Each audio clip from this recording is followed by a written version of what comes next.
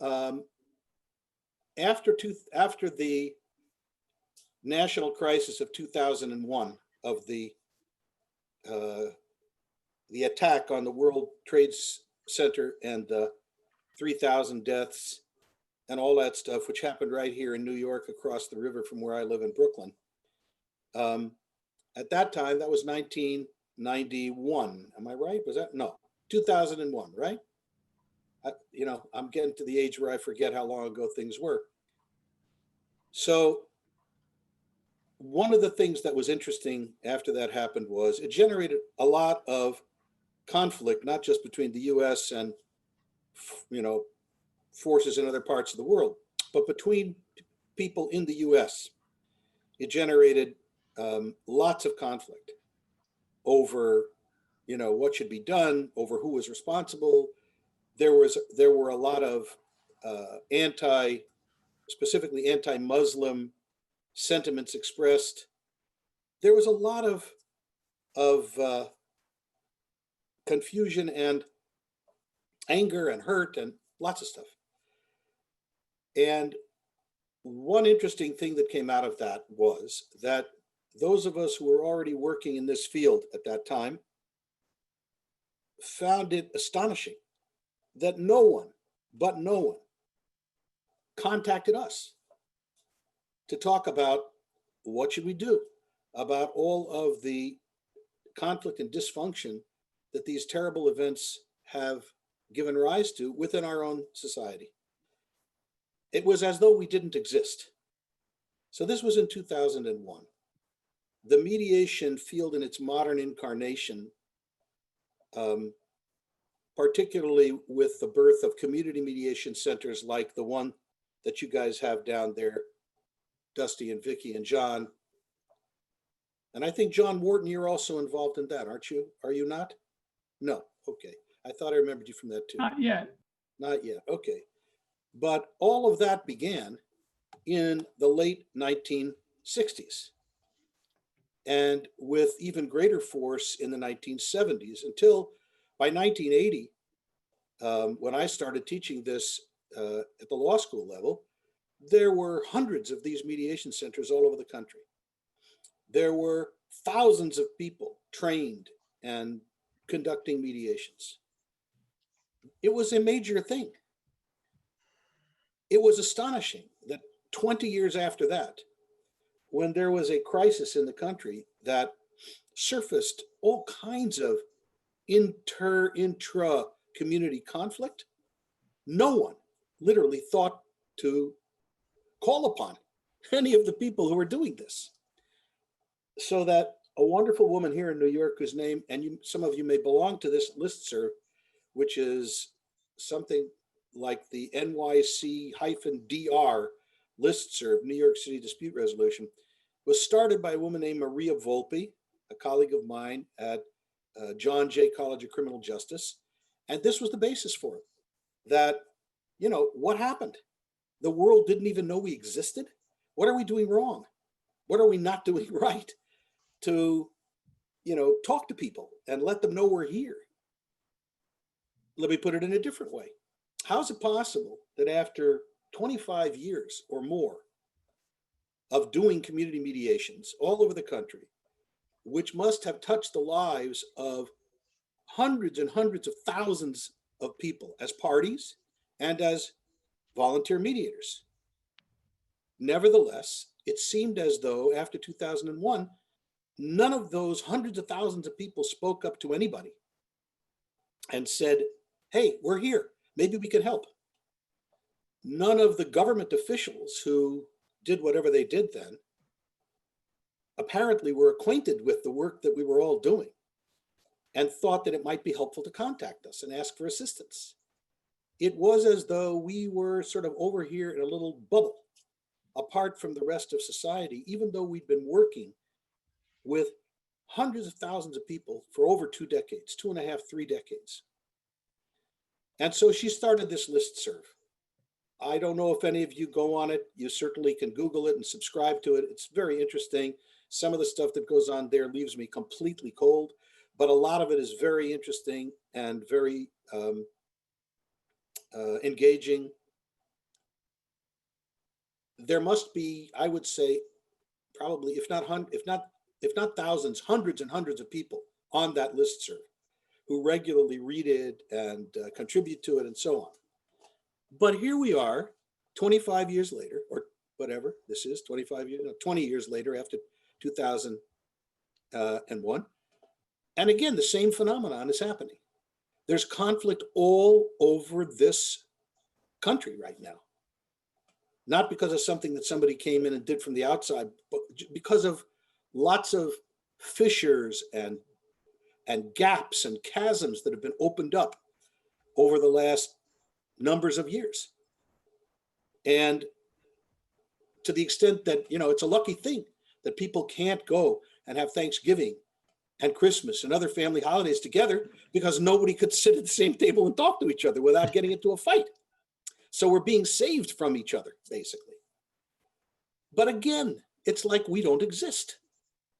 So that was really, for me, the motivation for trying to, I'm not an op-ed writer. This isn't the kind of writing I do. Whatever, a scholar, a commentator, I write books, I write scholarly articles, I write in, chunks, paragraphs, pages.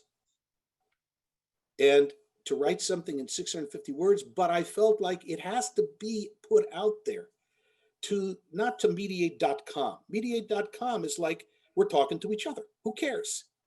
Everybody knows what everybody knows. But why doesn't the world know anything about us?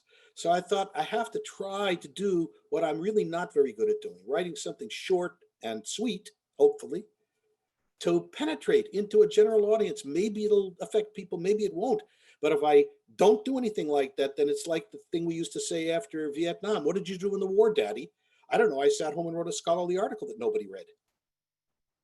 Maybe it will make a difference. So the question can be looked at from a number of perspectives. Another perspective is to say, why didn't all those people who were parties to mediation over all those years and decades, why didn't they themselves think, hey, this is what needs to happen. This is what I need to talk to whoever it is that I need to talk to about at the highest levels. Let them open up their eyes and ears and see that we have people doing something called mediation that can actually bring people together. Why didn't people write those emails to their congresspersons and their mayors and so on right away? Now, my answer to that question is because, and I think there's plenty of research, unfortunately, to support this, which goes a little bit to the point that Dan made about why it's wonderful that you're learning the mediation process from him and from others who practice this approach we call transformative mediation. I could also call it a different name. We chose that name, good or bad. Client-centered mediation is what I like to call it now. Party-directed mediation is what I like to call it now. And you're lucky that you're learning that. Because I think the other reason that people haven't gravitated to endorsing and encouraging and begging the policymakers to employ these kinds of processes to help people talk and connect with each other over the kinds of polarized divides that exist more and more is that mediation hasn't done that. The kind of mediation that's been done, by and large, for the last not even 25, 35, 40 years. I opened a mediation center in San Francisco in 1976. I learned about it in law school in 1972. That's closer to 50 years. The kind of mediation that's been done over these last 4 to 5 decades has very little to do with what you're learning in this session that you're attending right now. Instead, it's just like Dan said, that kind of mediation was people telling other people what to do and treating them as though, without your help, without our help as experts, they would be lost. Because basically the premise behind all that work that was done, or the vast majority of it, was that the human beings who come into our centers and offices as mediators are dangerous. dangerous to themselves and dangerous to each other.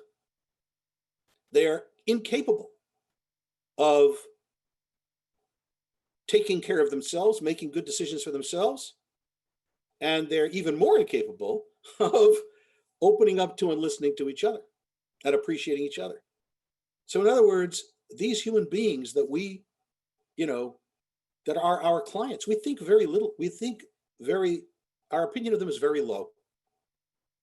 They have neither the capacity for self-determination nor the capacity for recognition of others. They're basically frightened and confused and helpless and often hateful people. And therefore, we have to come in and straighten them out. We have to take care of them and make sure they take care of themselves and make sure that they then reach out to each other. Well, you know something? That's why the repeat caseload of mediators, whether in mediation centers or otherwise, is minuscule. Why should I go back? I could get the same thing in small claims court. I could get the same thing from a lawyer. Why should I go back? This is nothing new. This is nothing different. They said they were going to give me something different, but they didn't. And why do I need these, fancy schmancy people with degrees and professions and whatever else telling me what to do? I don't think people really cared much for what they got from mediators. And by the way, all the research shows that and shows that that's why people don't go back. So if we want to know why didn't people come to us and raise a storm on behalf of mediation now, it's because the product that we provided, the service that we provided, largely, not exclusively. I mean, I'm a pretty critical person. You probably could tell that already, but I don't want to dismiss everything. But on the whole, the service we provided was not unique. It was not new. It was not revolutionary. And it was not something that people really needed. What did they need? They needed, as Dan said, that's our mantra, that's our slogan. They needed support. They needed people who could help them by supporting what they were doing in talking to each other and making decisions and thinking about stuff, and not supplant them, not push them out of the way and tell them what to do. That's what people needed, and that's what people wanted. And that's what mediation, by and large, could have given them and never did. And I'm as guilty as the other person, because the mediation center that I ran in San Francisco did exactly that, like most others. And it wasn't until I got involved in running a mediation clinic as a law school teacher at another mediation center in New York with my partner, Joe Folger, that I stumbled onto the realization that what we'd been doing was not really all that helpful to people. And that we didn't have to treat people as helpless and hateful, because they weren't. Because our clients had the right stuff, quote unquote. We just had to know and figure out how to support them in realizing and exercising their capacity for taking care of themselves and each other. And we've been working at figuring out how to do that for the last 20 years. We still haven't made much of a dent. Otherwise, people would be flocking to Dan's door and my door and Dusty's door and Vicky's door. I hope they're coming, but I don't think they're flocking. I don't think the governor is calling you and saying, please come and tell me how to do this. I don't think that anybody in the transition team in the Biden camp is coming to anybody who knows anything about this. Why shouldn't they be? Because they don't know we're here, and because we haven't been doing it. So my op-ed piece was a cry, a light in the darkness, I hope, a cry in the wilderness. Hey, hello, there's something else here that could be helpful if you listen. I hope somebody does. But whether or not somebody out there listens, at least we have to listen. We have to do something that truly lives up to what we called the promise of mediation. And that promise is not, experts marching into the room and telling people how to run their lives and how to fix their problems. That promise is in knowing that people have what it takes. They've lost for the moment those capacities, because conflict is a very difficult thing and saps our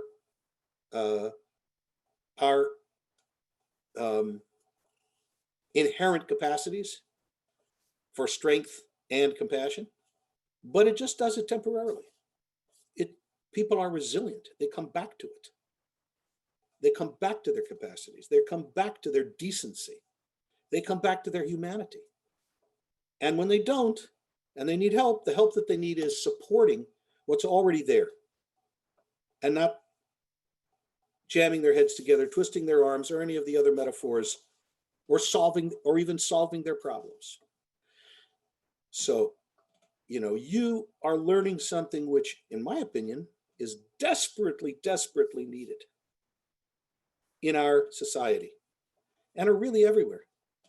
I mean, in our introduction to our first book, we said our interest in mediation is not just as a conflict resolution process, which anyway, we're not that interested in resolution per se. Our interest is in mediation as a social movement, as a societal development. And it has that potential. And that's what makes it interesting. If it had just been, resolving conflicts, then like Dan, I would have lost my interest in this long ago. I've been interested in it since I graduated from law school in 1974, and even before that. So that's over, I don't know, I don't add very well, but I think that's about 45 years.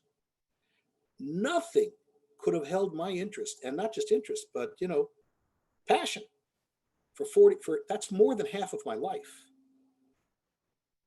And I'm still interested in it. I still believe that something good is happening here, and that ultimately it's the kind of good that can really reshape our society without setting us at each other's throats. On the contrary, by helping us to understand each other. And even where we can't agree, like we've taken to this slogan now, living with no. It's not getting to yes. There's a lot of things that there's never going to be getting to yes about. But living with no is just as important. And we know how to help people do that. We absolutely know how to help people do that. We have to, bring the world to us.